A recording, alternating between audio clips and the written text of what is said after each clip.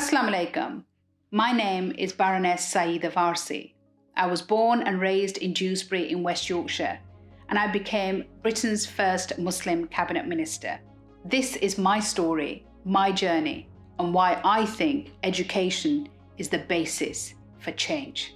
Baroness Warsi is a politician, writer, businesswoman, TV commentator and lawyer.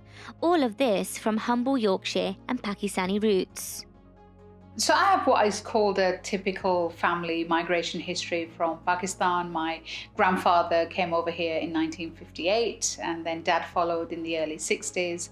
Mum followed in 1970, and then we were all born here. And I would say it was a typical Pakistani working class Muslim home. And so education was important. We were told from a very young age that all of us would have to go to university. So my mum would regularly talk about how she needed 5 university degrees on her wall, and that each of us needed to go to university and each of us needed to graduate and bring the degree home. And I still don't have my degree certificate. I think my mum's got all of them. But it was really drilled into us from a very young age that was a basic that we all needed to do, and how that would be a life changer. And it definitely has been a life changer, you know, to go from a very poor family in Pakistan to the mills that my grandfather and father came to work in, to eventually all of us having successful careers and finding myself sitting at the cabinet table. It was education that made that possible. Sayeeda qualified as a lawyer. Working in her hometown of Dewsbury, she quickly became active with the local Conservative Party and began to be noticed nationally. So in 2003, I was at party conference and I was effectively talent spotted. I was asked to stand, and I decided to stand in my hometown in Dewsbury. And in 2004, I was selected in Dewsbury. 2005, fought that election, and I didn't win it. We hadn't held it for a long time, but I think it taught me a lot about politics. Working alongside Michael Howard, he subsequently introduced me to a young man called David Cameron. I became involved in his campaign team for him to be selected as leader of the Conservative Party. And as I say, the rest is history. I mean, he became leader of the Conservative Party. He asked me to join his shadow cabinet at that time. Because I wasn't a member of Parliament, he asked me to join the House of Lords. So at the age of 36, I joined the House of Lords and I became the youngest member. In 2010, Sayeeda became a cabinet minister, the first Muslim to do so. An iconic moment that is also remembered by many for Sayeeda wearing traditional Pakistani clothing. It was just one of those moments where I woke up in the morning, this was ironed, it was light. I didn't think about the fact that there'd be photographers at Downing Street and that there'd be a photograph taken at the first cabinet meeting. And I remember walking up and the photographer saying, "Can you take your coat off?" Because I had a coat on over the top. And I took my coat off, and I remember looking across at the police officer outside Downing Street to see if he would hold my coat, and he kind of shook his head. So I ended up hanging it on the railings, hanging my coat on the railings outside number 10. And then this outfit, the picture of this outfit was run on so many front pages the day after the first cabinet meeting. And I think the response was huge. The number of emails and letters that I got after this from men and women who basically said that they felt it was a moment when there was a coming of age. It was like we could be our version of ourselves and still sit at the top table. So I do think it was a really important moment, not just for me, but I think for the journey of British Asians and British Muslims particularly.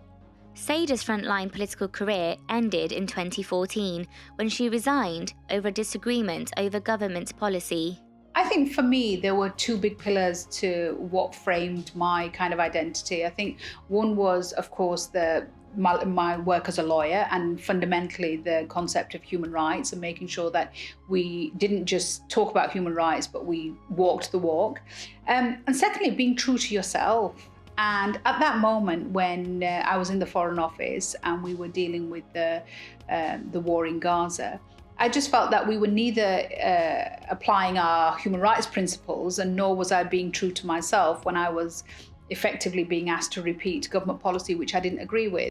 And even though I was doing, the most amazing job in the world, it was one of the best jobs that I've ever done. And, for me, did I ever think that I would end up in a role like that. I felt all of those things were still less important than being true to myself, true to my values, and making sure that my belief in human rights and value of all life was something that really motivated me far more than my career and my job.